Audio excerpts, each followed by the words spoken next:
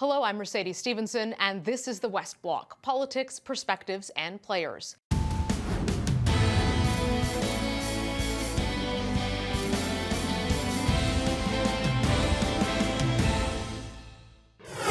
Canada is warming at twice the rate as the rest of the globe, according to a federal report that was released earlier this year. With melting ice sheets and thawing permafrost, the people of Canada's north are seeing their cultural livelihoods and infrastructure under threat. I sat down with activist Sheila Watt-Cloutier to discuss what she calls the right to be cold and the changes that she has seen to her northern homeland. Here's that conversation. Sheila, thank you so much for joining us today. Pleasure to be here. You're a northerner. You've seen the impact of climate change firsthand on Canada's north. Can you tell us a little bit about some of the changes that you've seen over the course of your life? Well, I mean, I grew up traveling only by dog team the first 10 years of my life. And so the changes are huge. You know, the ice is forming much later in the fall. I mean, we're still boating in November, not only in Nunavut in northern Quebec where I come from, but in Nunavut as well. And so the changes are great in terms of the ice. And you have to understand that ice for us is mobility and transportation. And so that becomes precarious. It becomes an issue of safety and security right away. The coast is eroding. The permafrost is melting very rapidly. So that creates infrastructure problems where we've had to even relocate certain homes in my region, in Nunavik, in Saleluit, to another place because the houses were buckling, the homes were buckling as a result of the permafrost on the ground.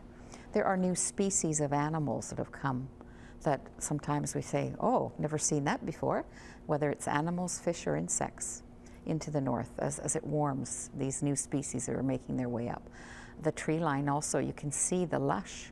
When I was growing up, you know, we had willows and we had small trees. Now we have huge willows and huge trees because as the permafrost melts, then it creates, you know, the ability for the trees' roots to go deeper, more nourishment, and they grow.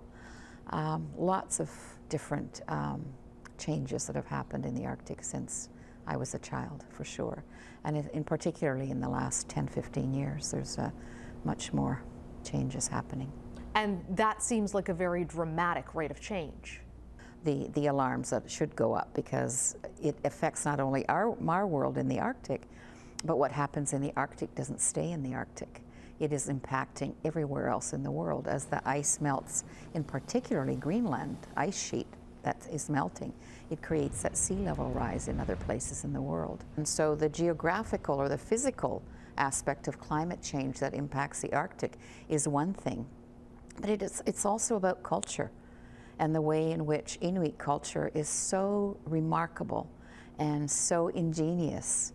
And to lose that, because it's not just the ice, but it's the wisdom of Inuit culture, of teaching our children the character building and life skills on that ice and the cold, that is really the hallmark of Inuit culture, meaning if you're out there, you know, of course you're out there learning how to become a really good, proficient provider for your family as a hunter, but the actual life skills and the character skills that you're taught when you're out there on the land where you're waiting for the animals to surface, the snow to fall, the winds to die, you're learning patience.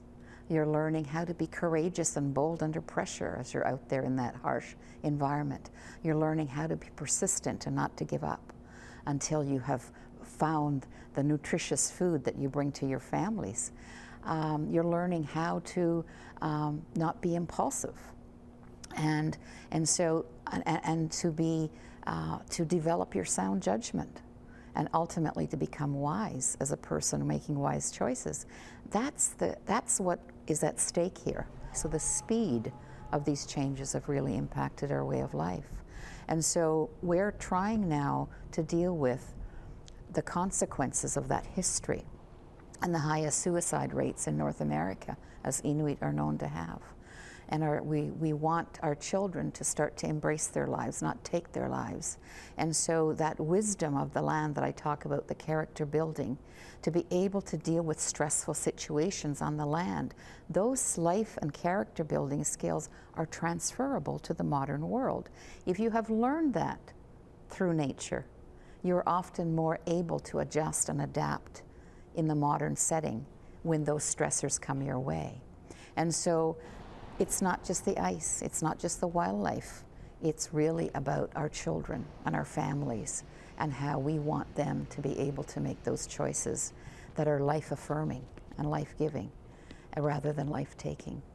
And so it's really that wisdom that we're afraid that would be lost even further. And so we want to say, hey, we're not just victims as Inuit. We have much to offer to you in the world in terms of how we could do things differently in partnership with one another, because everything is connected and everything is interconnected, and whatever happens in the Arctic is impacting everybody now in the South. And it's only now that people are starting to take notice. You talk about something you call the right to be cold. What does that mean? Our very right to be Inuit as we know it is being diminished and destroyed as a result of climatic changes. And so the right to health, the right to educate our children, the right to safety, the right to our homes, all of those rights that are already entrenched in international law, in the rights and duties of man, in the 1948 rights and duties of man, are being diminished as a result of what's happening, the inaction of our governments around the world to address the greenhouse gas emissions. So our very right to be Inuit as we know it is being violated by the inaction of countries around the world. Climate change was a bigger issue in this past election than we've ever seen before. Are you hopeful that politicians are listening now and will take action? Climate change is everybody's responsibility. If we wait for government to take action, we may wait an awful long time, and we're already in the late stages of what's happening. Our climate is not changing. It's in crisis. It's in trauma. But you know, politics is a tough place to be. I mean, I understand that world a little bit, you know, and it's a tough place to be where you can make promises, but then you go in there, it's a slippery slope, and you compromise, you know, and it's tough to be a leader in those elected roles, which is why I've never wanted to go into federal politics per se, because I think when you've worked too hard to stand on your principle, it would be very tough to remain on principle when you're in that political arena. We still have hope, though, and we still hope. I know through our own organizations here in Ottawa, in fact, the Inuit Teparit Canadami, headed by Natan Obed, you know, they work very closely with the federal government and with this particular government that has been re-elected.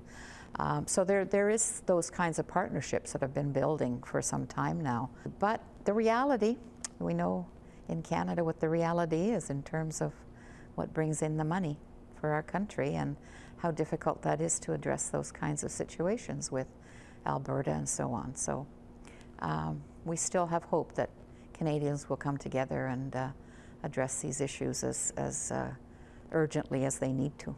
Sheila, thank you so much for joining us today to share both your expertise and your very personal experiences. Thank you so much for having me.